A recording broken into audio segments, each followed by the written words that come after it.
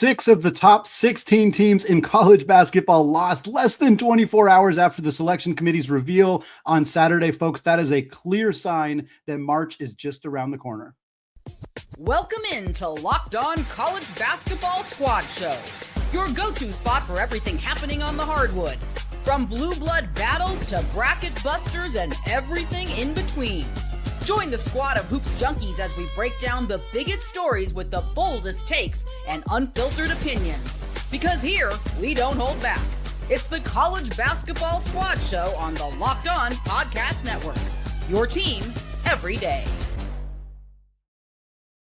What's up, folks, and welcome into the Locked On College Basketball Squad Show. I am your host, Andy Patton, joined today by actual hosts not from the Big 12. It feels like it's been just about the Big 12 the last couple of weeks, but we got a handful of people from all different conferences here. Want to thank all of you for listening to this show and making it your first listen of the day. I swear I can talk. We're going to get there in just a second, folks.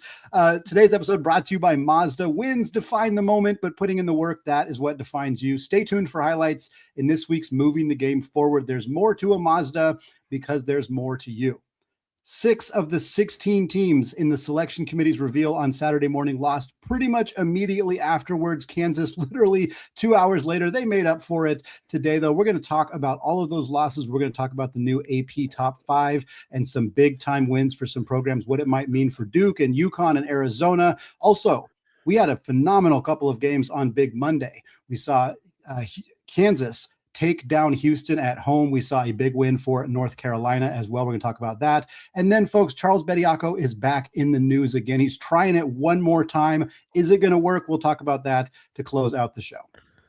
But first, folks, top 16 reveal on Saturday. For those who don't know, this is kind of the first kind of inclination that March is here. It is the selection committee gets together. They show us here is, as of right now, this snapshot in time, who would be the top 4 seeds in the NCAA tournament. And it's very important that they label it that way because, as we saw on Saturday, a lot of those teams lost and probably moved themselves back down a seed or 2 in some cases. So we're going to talk about that. We saw Michigan lose to Duke. We saw Iowa State lose to BYU, Houston lose to Arizona, and of course also lose to Kansas tonight. Illinois lost to UCLA. What up, Yox? Thanks for being here. We saw Kansas lose to Cincy, but then of course turn around and beat Houston. And then Vanderbilt lost to Tennessee.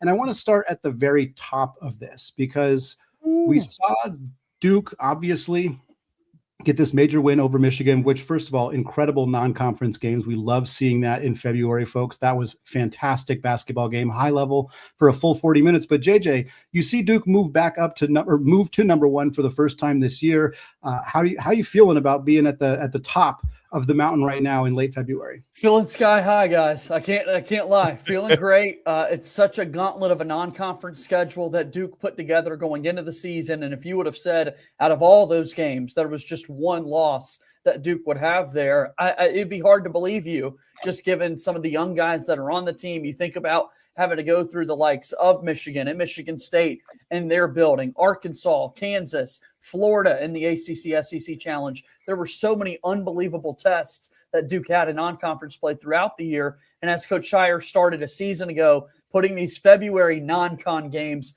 in neutral site settings to get your team back in the mindset. This year, they even took it a step further, fellas, and they made sure to use the Wilson NCAA Tournament basketballs to make sure they could get into the rhythm of playing there. Duke's hoping to be the 1 seed in the East region that's going to go through Capital One Arena there. I loved every second of Saturday, and not to mention just the absolute defensive showing that we have seen from Duke as of late. I mean, teams are finding it really difficult to score on this Duke team.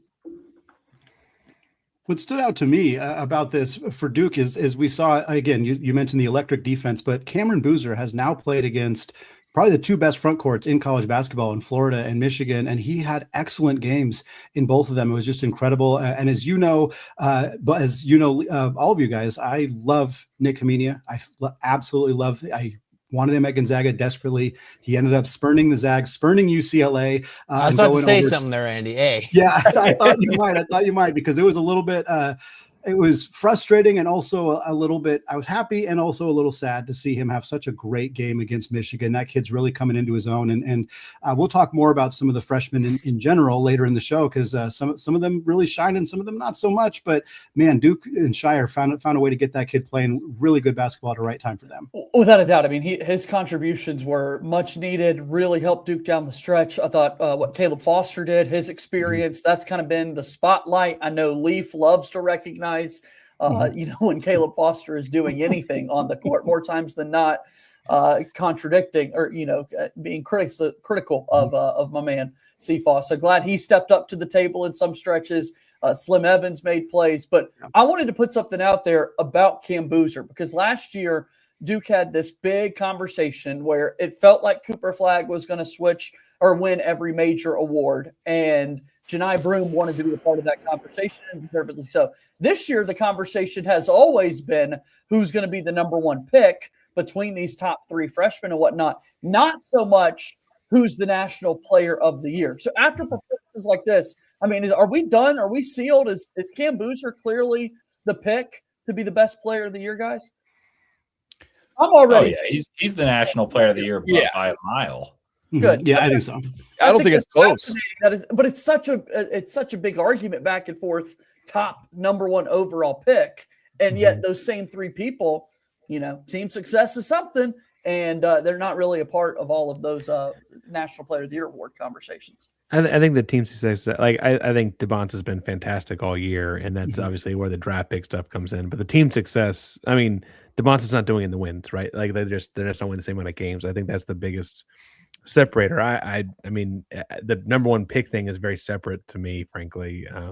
Whereas like Cooper, I think had that locked up. Like no one was going to take a Janai Broome over a Cooper Flagg a year ago, right? That wasn't going to happen. So it's just a little bit different year in that sense. Well, Andy's going to give us a FanDuel read in a little bit, but I'll give us an early one right now. Cam Boozer minus 20,000 to win this award. Let's go.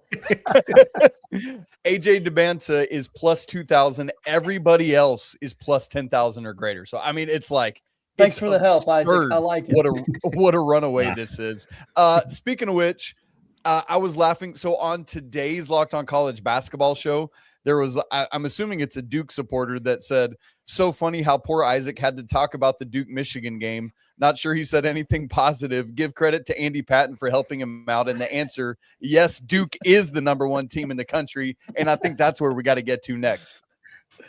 What I liked talking about in that game was we were pretty focused on Michigan's backcourt not being very good, and we needed to focus on like all of Michigan's backcourt wasn't very good. It was easy to focus on Elliot Cadeau specifically not being very good for Michigan. Yeah. But I was like, well, Namari Burnett wasn't good either, and they had some issues. Again, credit to Duke's defense in that game for a lot of it. But I also want to talk about the fact, I mean, AP poll doesn't really matter. It's late February. The AP poll is kind of irrelevant. And really this year, it kind of feels like being the number one overall seed versus being like the second, third, or fourth one seed. Everybody kind of has their own preference, and I'm not sure it's going to change all that much, but I was a little, maybe not surprised. It made sense to me that Duke jumped to number one and that Arizona jumped back to number two. But we also kind of thought that Arizona maybe fell too far after their loss last week. Leaf, I'll go to you. Did you think that, were you surprised that Duke was still number one and Arizona was only up to number two after their win, or did you kind of think that that's what was going to happen? Well, considering they were ahead and then beat Michigan, I expected Duke to be number one in the AP. But I was surprised by how there was no discussion of Arizona being the third ranked in the bracket reveal. Because if you look at the best wins in the country, it's by far Arizona. They have top three wins. Like that's not even close. They have beaten Florida away from home. They went to UConn and beat UConn. And then they went to Houston and beat Houston without Koa Pete, without Dwayne Aristotle in those games. So, like, I think the discussion about current form was really interesting because they punished Texas Tech for losing JT Toppin. North Carolina would have been, a fringe contender for a 4 seed, and they didn't have any contention because Caleb Wilson's out for the time being. So Koa Pete being out moved them to third overall, and there was no discussion of how their resume at that point, because that was prior to Arizona beating Houston and prior to Duke beating Michigan, that their resumes were identical as just current form because they had lost 2 of the last 3 at that point. without Koa Pete being right. And we talked about this a couple weeks ago. I told you guys all on here, I think Koa Pete's been hurt for about 3 weeks. And then finally they revealed it. And so I think it's really interesting because I have no qualms with Duke being number 1 in the AP, but I do think it's not necessarily fully representative of the entire season that Arizona wasn't at least discussed as being ahead of Duke, because if you were to look at best wins, which is what Keith Gill, the guy, talked about nonstop, they have the best 3 wins in the country by far. Well, I want to welcome in Derek Johnson, who's joining us. Isaac, did you get him in? Okay. Derek's here after that Kansas win. We're going to talk so much. We're going to talk so much about this Kansas win over Houston in a second, but I want to make sure I hit this talking point, because I'm not sure anybody had a better day on Saturday in terms of moving up than UConn, because UConn comes in the top 16 reveal. They're the 2 seed. They're in a good spot there. We kind of weren't surprised that they weren't that 1 seed after that loss to Creighton, but then they see teams right in front of them both lose. So Matt, I'm curious how you're feeling about UConn right now, obviously coming off of that Creighton loss, but they go get that win at Villanova. Now they have St. John's coming up, but other than that, it's not a super difficult schedule. Kind of how are you feeling about UConn's chances of being on that 1 line when Selection Sunday rolls around? Yeah, I don't think it will be a surprise for sure. And listen, I think when we saw the seedings come out on Saturday, UConn being the top 2 seed, I think you like, if you're a UConn fan, where they're positioned in that bracket, so to speak, in the South. But yeah, I think UConn recovered nicely coming off that Creighton win, up 21 points in the second half at Villanova in front of 21,000. And Villanova's losses all against ranked teams, and they also lost to Creighton, who was also showed strongly in the Big East at times. So despite their overall record, I think Dan Hurley's been looking for this team to come out in two key areas: improved defense, rebounding. Won the rebounding margin at Villanova by 13. And then on the defensive end, really shut down Villanova. And it was a very good showing for this team. They got the offense going across the board. I think you had 7 guys scored between 8 and 12 points, shared the rock, showed their depth. And I think Darren Hurley came away very satisfied with his win. Nice response coming off that loss against Creighton. Speaking of being satisfied with wins, I think we're going to move on and we're going to talk about Isaac and Derek's 2 teams getting big time wins on Big Monday. The Blue Bloods prevailed. Andy, I got to know who the 4th 1 seed is going to be before we get out of here. Because it's tell us who you think it's going to be. Well, because here's my thing. It's like Duke, Michigan, Arizona. I feel like they're pretty locked in unless something devastating happens to those top 3 lines, right? But it's like, I feel like it could be Matt's UConn team. I don't know. Like, has Houston slid too far at this point? Can they get back? Florida all of a sudden coming on strong. Like, there's just a couple teams like Iowa State. I know they just took that loss, but I mean, they were sitting there, plenty of big chances in the Big 12. I just like that, to me, feels like it's going to be the most intriguing top line conversation here. Was anyone else see how shocked Wednesday that goes? UConn was as high as they were, considering they're 10th in the net? No, because that shocked. No, because net is a sorting tool, not a ranking tool. So no. Mm-hmm. I agree, but if you were to look at their wins, they have a few good ones that have, in Florida's case, is strengthened, and Kansas's case is strengthened. But UConn, to me, was the shocker of being a 1 over Houston at that point. And Iowa State, obviously there would have been Iowa State, but or Houston. Iowa State beat Houston. But if you look at it, they were ahead of teams that have been playing better basketball to that juncture than UConn. If you look at Houston before losing to Arizona and Kansas, which at the time of the reveal, that was the case, you would probably tell them, most people would say Houston was ranked higher and they were playing better basketball. The Keith Gill said, their best 3 wins weren't as good. That's fine with me, but they have a chance to strengthen theirs. And UConn was ranked higher than them, and only did it take a scrubbing, as he said, like 1,000 times the word scrubbing, that UConn fell. And UConn fell because they lost to Creighton the day before that reveal had been made. So I thought UConn was positioned ahead of both the Big 12 schools prior. If they hadn't lost to Creighton, they would have been the 1, even before Houston and Iowa State had lost extra games. So I was pretty surprised by that. To me, I think the fact that UConn, I mean, there's something to be said for not having a lot of losses. And obviously, UConn having this Creighton loss is a bit of a black mark on their record. Matt and I can celebrate together being the two teams in the top 10 that have quad 3 losses.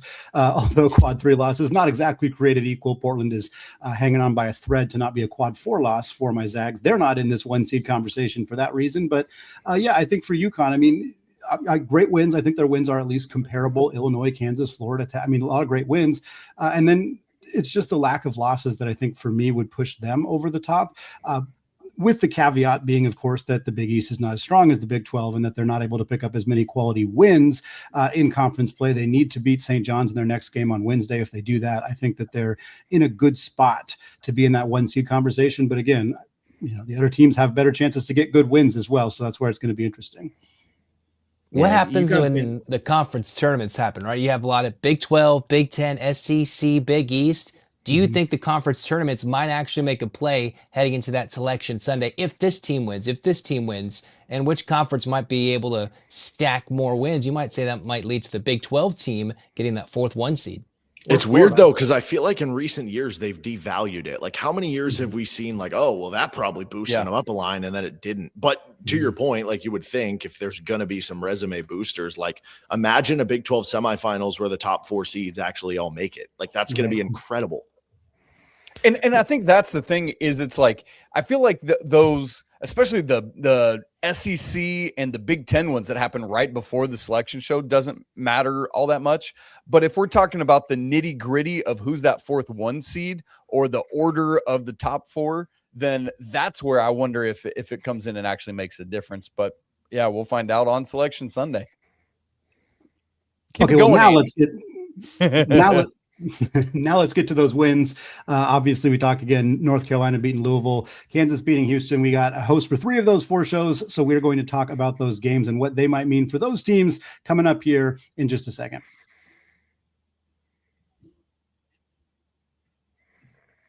But first, folks, today's episode is brought to you by Mazda. This is Mazda's moving the game forward for those who show there's more to the score than what's on the screen. And how about Seth Trimble, huh? What an incredible performance for him on Monday night. He thought about leaving North Carolina. He returns to the school. He hurts his wrist early in the year. He drills that epic 3 against Duke a few weeks ago, and then he doesn't make another 3 until this game against Louisville. Hangs 30 on the cards. Massive win for North Carolina. And that's what reminds us what it really takes to raise the bar. It's that extra work that goes in off the court. It's dialing in every detail, giving it that extra fire and that grittiness that we saw from Trimble on Monday. Mazda puts that same passion into every model. Highlights make the reel. What it took to get there, that's what makes it count. There's more to a Mazda, folks, because there's more to you. Today's episode is also brought to you by FanDuel. Folks, if you ever wanted to experience the NBA Finals live and in person, FanDuel is giving you the chance to turn that dream into a reality with their NBA sweepstakes. Here's how it works. Use your profit boost on any NBA future, and you'll automatically be entered for a shot to win an NBA Finals trip for 2. That's right, flights, tickets, the whole experience. And if you're already looking at the board and thinking about which team can make a deep run, this is the perfect time to lock that in. I love futures at this time of year. Whether it's picking a team to win a championship or grab a conference title, it adds that extra layer of excitement to each and every game down the stretch. And now, not only could your pick net you some cash, it could also send you to the finals. Lots of great games on Tuesday. Texas Tech, 6.5-point favorites, hosting Cincinnati on Tuesday. We'll see if Wes Miller's team got a little more magic in them after that win over Kansas. So, folks, visit FanDuel.com to get started. Use your profit boost on an NBA future and get entered for your chance to win a trip to the NBA Finals. Play your game with FanDuel, the official sports betting partner of the NBA. All right, folks, want to thank all of you for making the Locked On College Basketball Squad Show your first listen or your first watch of the day. And, of course, those of you for hanging out with us live here as we record this on Monday night. Kansas coming off of a massive, massive win over Houston. Bill Self's team has never lost at home on a big Monday, 41-0, which just the fact that they have had 41 home big Monday games is unbelievable. 7-0 win coming off of a loss this year. Derek, what an extraordinary game defensively in particular from this Jayhawks team. Oh, Derek, you got muted. We got you muted, DJ. Oh no! There you You're go. trying Just to speechless. quiet the yeah. Just an unbelievable performance. I didn't know what to say. No, even more incredible stats. Like Bill Self is, I think, now 16-0 against top 10 teams who are ranked higher than him at home. Which that one's nuts too. I think they've never lost back-to-back home games under Bill Self. But yeah, I mean, this was to me, it was about a couple of things. I mean, one, Trey White was awesome. Like that's a big part of it. But I think this was about the defense, right? Houston only going 32% from the floor. And then it was about the defensive rebounding, which is funny because Houston still grabbed 13 offensive rebounds, but it actually was the third worst rebounding game for Houston on the offensive glass if you look at offensive rebound rate. In a game about 32%, they could have easily grabbed 20 offensive rebounds. So I think the defensive glass for KU wound up kind of coming through in a big way, and typically can be a way that Houston beats you even when they're not shooting well. So this wound up being huge after that Cincinnati loss on Saturday, that's for sure. Parker, one of the things that Kelvin Sampson said earlier this year was that he doesn't really like having teams with freshmen on them. Like he doesn't really like playing freshmen. He doesn't really like to have that youth. And while it's certainly not that Kingston Flemings was bad in this game, Chris Senack, they had their moments, but I wonder if when you're in a lull like this, it's late February, this is a time of year where a lot of younger players tend to struggle. This is a really common thing. And I wonder if a system that's requires as much from you physically as Houston's system, and a coach who's maybe not as experienced or as willing to coach freshmen. Like, I'm curious if you think that played a role. I mean, you look at Kansas, obviously they have a lot of young players, but the best player in this game was one of the oldest guys on the floor in Trey White. And it certainly felt like that was a notable thing that happened in this game. Yeah, and I go back and forth there, Andy, because also on the same token, Emmanuel Sharp was 1 of 10 from the field. Miles Uzan had just 7 points, and JoJo Tugler plays limited minutes in the first half, has 4 points himself because of his own foul. So yes, that's also 3 starters off last year's national championship team that are not necessarily playing up to snuff either, right? Like a champion runner-up team, right? And so I think that at some point you have to go like Kingston's the only guy in double figures. They're missing a lot of things offensively. In my post-game breakdown, I'm sure Derek, and I don't mean this to slight Derek's group or Leaf because they also beat us on Saturday. This strikes me as a lot more about Houston's offensive issues. It's consistent enough at this point. In the Jamal Shed year, they kind of got away without having dynamic low post scoring by just saying Shed's going to attack the rim. And it kind of felt like earlier this year, there's going to be the same thing with Kingston. And the last month, that hasn't really been, defense rotating over, and they can't punish it. And really, as much as it'd be great to kind of have a low post score, it was just last year that Juwan Roberts, a great skip pass guy out of the low block too, right? He was a great facilitator, offensive hub out of that low block, and they're not getting anything inside the lowest circle of the shot chart. And it no easy basket means you shoot 32%, you shoot 36% on Saturday, you shoot 40% last week. I mean, these just aren't. This just feels like a trend. It's 3 tough opponents too, but it's a trend in the wrong direction. I wonder if that's the common denominator. I mean, maybe Iowa State in general just has a good defense. I can't think of an individual elite rim protector, but when you look at Arizona, when you're talking about the elite rim protection, and you look at Kansas, when you're talking, Flory and Tiller has 3 blocks in this game. Maybe that's the Achilles heel this year for Houston. If you're playing a team who does have that elite rim protector inside, is that kind of the issue? Well, it certainly seems to be so. Kingston's got a decent little mid-range pull-up or whatever, right? It does seem to be though when he is not inside the charge circle, Houston's got problems because Miles Season's also not getting there, Emmanuel Sharp's also not getting there, and then Senack is a stretch 4, and Tugler's not an offensive player really. They're just not getting any baskets inside that circle. Whereas it felt like for the first 2 months of the season, I mean, we saw Kingston get 42 against Tech doing it, right? Attacking the rim, it was the way it was going to go. And they had JT Toppin, so maybe, I guess he's not quite Badunga or the defensive force. He's more of an offensive guy, but it still feels like there's just something missing inside. And again, I should probably say, I'm not – Kansas played great tonight, and Arizona played great on Saturday. I don't mean that in a way that slights any of that. It does feel like there's a trend happening with Houston too here that's worrisome. A question for you, Parker, would be, are you at all concerned at the Milos Uzan? That guy played point guard last year, and it was a big adjustment, and Cryer's job was to score, and he was a 3rd-team All-American. This year, the ball's in Kingston Fleming's hands, And from my perspective, I watched plenty of Houston, but I watched it very closely against Arizona the other day, is he looks like a fish out of water without the basketball. And he's not a catch and shoot guy. He actually hit 3 threes. But if Arizona is making the game plan abundantly clear, like load up, gap the wings, and make Kingston Flemings pass the ball. And Kingston went 6 of 17 in that game.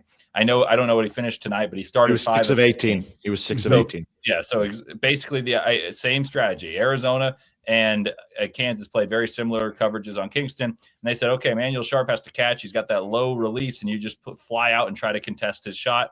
And then same thing with Uzan. Uzan's not like a pure sharpshooter. Can he shoot? Absolutely, but he'd rather have the ball in his hands. Are you at all concerned that the guards, though Kingston is spectacular, should be an All-American? Are you concerned that your guards are kind of being hurt by the heliocentric nature that Kingston Flemings has the ball in his hands all the time? Well, except that I don't know that they have a whole lot of other option, right? That'd be great if there were another way to go about it, but you can't invert Kingston and Milos and like say take turns attacking out of it, because Kingston's not the catch and shoot threat. He's not the 3-point shooting threat, right? On the inverse of that. And I really think, honestly, part of the deal was in the earliest part of the year is when this thing was really clicking again, like I mentioned, Tech or BYU or Arkansas or the wins they had early on, it felt like Kingston would attack and they'd collapse, he'd kick, the next guy would attack. Now we're doing a lot of catch and shoot on the second one, and then like tonight we didn't even get to lane a whole lot. So I feel like there's other things happening there too. But I do think the rim protector thing may be sliding over, and then gap protection is really, I think, ultimately just keeping him out of the lane, right, and forcing. If Emmanuel Sharp's going to hit 4 threes, we'll adjust. But tonight he didn't. Saturday he didn't. Right, it was Milos, but that also didn't work out. So it's all stemming from a lot of different things, but there's no easy basket. And, at some point you got to find a way where, hey, they're on an 8-0 run. We got to get easy baskets, slow this thing down. And that's the way that goes sometimes. Derek, do you think, so Kansas was on the 3 line, then they take that loss to Cincinnati, and there's a whole bunch of conversation about one of the worst losses in the Bill Self era, et cetera, et cetera. Then they turn around and do this. Like, are we evening out? Is Kansas trending towards a 2 line? Obviously, with Illinois taking a loss, now Houston's got a couple losses in a row. Like, where do you kind of, in your mind, where do you think Kansas ends up landing, knowing that they have a huge game coming up this week as well? Yeah, well, I guess looking back now, shout out at ODJ Hoops, who pointed this out earlier. Duke, Michigan, and Cincinnati are the only 3 teams to be top 16 in efficiency on offense and defense the past 2.5 weeks. So maybe Cincinnati's just a juggernaut now. That's actually a good loss now. No, but it is going to be interesting because when you look at the resume stuff, I think I was looking at it. KU is now top 5 or tied top 5 in quad 1 wins. They're 1 win behind Duke in terms of, and tied with, I think, 1 or 2 other schools for quad 1A wins now. And here's what could be a potential differentiator just from the seeding of Big 12 teams, right? They only play Texas Tech once. Now, again, you could play some of these teams again in the Big 12 tournament, but they beat them. They only play BYU once. They beat them. They only play Houston once. They beat them. Now, the Arizona and Iowa State ones, those are home and home games. And obviously we have the return trip to Arizona coming up on Saturday, which will be really fun. But that also means that Kansas is the only team currently in the Big 12 who has beaten the other, if you look at those as being the top 6 with Kansas, that has beaten the other 5 teams and has all 5 of those wins on their resume. So I do think from that standpoint, they're sitting in good position. And to me, it's not just about, can you get, a 3 or 2 seed? I think this year there's more importance to get a 2 or 3 seed because you want to avoid that 4 line with how many good 1 seeds there are. But also it's going to be interesting to monitor and track Illinois and Iowa State compared to Kansas from kind of a battle of who's going to get St. Louis. Yeah. Let's talk about this other game. ACC, Louisville, North Carolina. Isaac, obviously a fantastic win for your team. No Caleb Wilson, no problem. We got Henry Vasar back, and he wasn't like super impactful offensively in this game, but obviously his presence defensively is very significant for the Tar Heels. Really, it was the Seth Trimble show, goes out career high 30 for him in this game. We've been kind of needing that guard rotation to step up offensively. What did you love about this team's win and kind of the spot that it's put this team in now with a couple games left in the ACC? There's a couple things to it. Like at the big picture level, Carolina is now 3-1 in their games without Caleb Wilson, but the other 2 wins were at Syracuse and home to Pitt. And so they hadn't really shown a capability to beat anybody of note. And so I think probably the biggest takeaway for the Tar Heels out of this is, hey, selection committee, even if Caleb Wilson struggles to come back or he can't, whatever it is, we can still knock off a top 25 team in the nation, albeit, of course, it was at home where Carolina is now 16-0. But I think that was important. And then the other thing is that Carolina has struggled a lot this year with elite guards and with giving up threes. And guess what? Louisville does really, really, really, really, really well. And the way this game started, the Tar Heels struggled with their defensive capability. They were going under screen, all this stuff that you cannot do against Louisville. And then it just locked in. And so what I loved was, yes, Seth Trimble's 30 points, but more importantly, he held Michael Brown Jr. to 24 points. But I say it that way because it took him 25 shots to get there. I can live with that all day long. And so Isaac McNeely, 0 of 5 in this game. Ryan Conwell, 23 points, but he needed 19 shots to get there. And so it was like, yes, 2 of those 3 went off, but so inefficient. And you can totally live with that. Look yeah, at it was very impressive. Go ahead, JJ. No, I was just going to say, I mean, it was nice to see Seth Trimble hit a 3-pointer because, he hasn't done one of those since a pretty big one at the end of a particular rivalry game. And, to beat Louisville, that had a lot of expectations going into the season. Yeah, certainly impressed. And I'm excited to see kind of the final stretch. We're having these big picture conversations about the ACC, and North Carolina is certainly in that conversation. Duke's been in that conversation. Louisville was there at the beginning of the year. Guys, I can't help think but talk about Virginia. Only 3 losses, and no one in America is really talking about this team. A major game coming up on Saturday, obviously, when they come to Cameron Indoor to play Duke. But then beyond that, they'll be fine in their other games. We'll see what a conference tournament run looks. But, yeah, they've only lost to North Carolina. They lost to Virginia Tech in triple overtime in the first ACC game of the season, and a weird November game early in the season against Butler. I mean, there's another team in the ACC that I don't know where to kind of slot them in this conversation about top of the tournament lines like we're having, but they definitely deserve to be in that conversation. And that feels like we're going to learn a lot about Virginia in a second. I mean, they're playing NC State at home on Tuesday. Yeah. Then, of course, they got that road game at Duke. If they split and they lose at Cameron, and you still feel really good about Virginia. Obviously, if they lose both of them, then it's like, oh, maybe it was a little bit of a mirage. But yeah, this team has been extraordinary. I really thought Miami was going to get them in that most recent game on Saturday, and when Virginia pulled that out, it was like, oh, this is maybe a team that needs a little bit more love. Like you said, JJ, they're really good. And that's the other confusing thing about North Carolina. They are now 3-0 against Duke, Virginia, and Louisville. And they've got losses to SMU, Cal, and Stanford. And it's just like, what is this team? And I think that's part of the difficulty in figuring it out. Sure.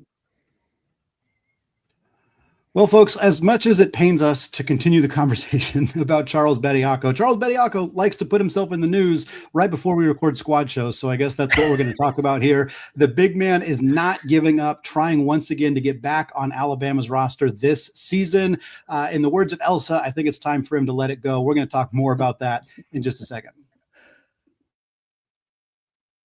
But first, folks, today's episode is brought to you by Indeed. Workplace chaos, deadlines stacking up, inbox overflowing, and the one position that you have to fill is still open. When the pressure's on and you need the right hire, this is a job for Indeed sponsored jobs. Indeed sponsored jobs helps you reach the people who actually fit what you're looking for with the right skills, experience, and location, so that you're not just hoping the right candidate stumbles across your post. And here's a stat that says it all. In the minute that I've been talking to you, companies like yours made 27 hires on Indeed, according to Indeed's data worldwide.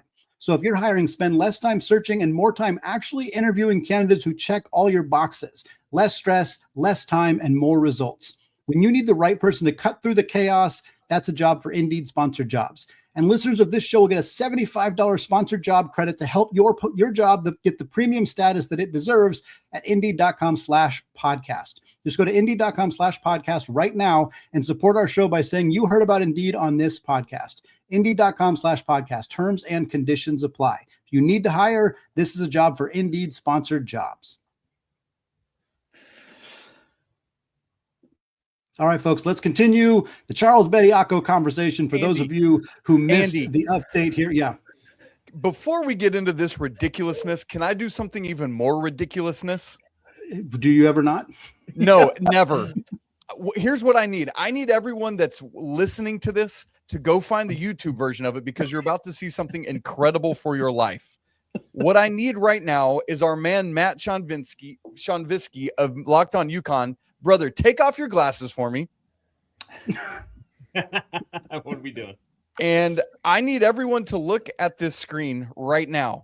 Oh, This is Matt. Good group. Okay. I saw Isaac put that in there, and I've been waiting for the last 20 minutes for this. Like, let me go big screen. Here's Matt. Here's Eminem. that is spot on. Wow. This is insane, you Pretty guys. remarkable. That is When crazy. did he get a beard? Matt, can you give us some bars? It'd be a shame if UConn lose yourself to a 1 seed. That was too forced. I'm sorry. Are do this. there any postseason How about games in this? Detroit this If year? UConn wins a title, I'll come on the show and we'll do some barbs. Yes. We'll rip Let's some go. lines. I am cheering for UConn so hard right now. Let's go. Matt, surely you've gotten this before. Has anyone brought this First to time. your attention? For No. real? Because that really does look spot on. It's crazy. Yeah. Well done. I guess Isaac. we got to transition back to talking about Charles Bediako now. Hard left turn. Eminem is Does- more important than Charles Bediako right now. Does Agreed. Bediako have We're not bars? going just squad by squad doppelganger. Right. Just one by one. I've been told mine's Coming Adam next Scott. week. For those of you who missed this story and are been waiting eagerly to hear this story, Charles Bediako is attempting to appeal to the Alabama Supreme Court to get his eligibility back for Alabama this year. He stayed in school. It's 2 weeks after his motion for preliminary injunction was denied. We're not going to get into all the nitty gritty of it, because if you're listening to the show, you probably have already heard 3, 4, 5, 6 different times about this Charles Bediako story. He is now not only appealing, but he is seeking interim injunctive relief, which basically means I want you to let me play right now while you determine whether my case should be appealed or not. I mean, it's time to let it go, man. Like I said, it's too, come on. What are we really going to do this? Is Nate Oates really going to bring you back to this roster, deal with all of the crap that we had to deal with last time? It just feels like what are we doing? What are we doing? Somebody tell me what we're doing. It's stories like these that make me concerned about Dan Hurley's future in college, because he's been very, very vocal about where the college game is going, to the point where he even said, "Hey, I'm going to have to at some point look in the mirror and say, am I still coaching college, or am I coaching in the G League? And if it's the G League, He could have gone to the Lakers. I mean, come on, he could be leading the Lakers. And here he is sitting here, and there's a potential opportunity that Nate Oates is adding somebody here on February 24th. I mean, it's definitely not something that Darren Hurley is fond of. I know him and Oates get along, they're friends, etc. I know they've been exchanging texts on this topic over the last couple of months. But it's a concerning thing up here in Connecticut, for me at least, just knowing how Darren Hurley's talked about where the college game is going. And if this happens, I think it's a sign that, hey, the college game is changing, and I don't think it's for the better. Yeah, to your point, Nate Oates and Dan Hurley text thread is something we need to see. I mean, what in the world is this? How about screenshots? Yeah, let's get some of that up there. Yeah. What about the Mick Cronin and Kelvin Sampson Venmo? Right? What a hit. The one that was an epic story. Epic That was story. fantastic. I had a person in my comments tonight tell me that we have been the same since he called us poor, and I don't think they were wrong. It's kind of like Cincinnati being 4-0 ever since Wes Miller apologized. Yep.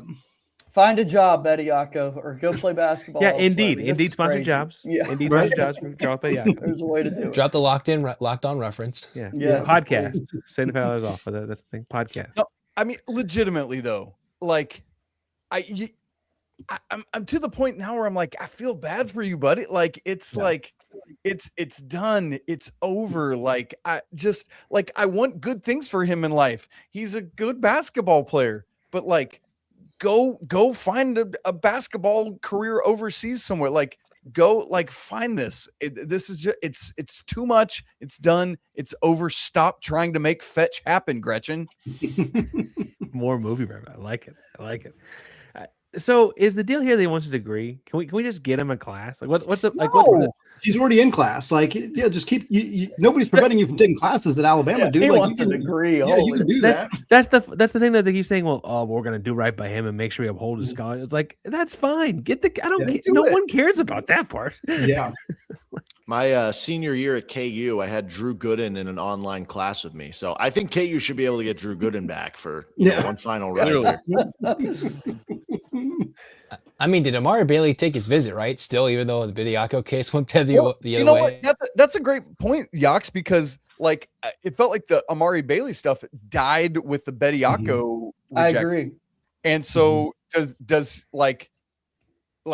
that's the thing, this Bediako thing, if it's going to go through, it's going to have far-reaching ramifications for Amari Bailey and others that are going to follow that. Does anybody have anything else? I mean, like, it just feels like we've covered this story so many times, and I just feel like there's not much more to add. Matt, are you just getting dumped on with snow right now? Like, it's terrible in the Northeast.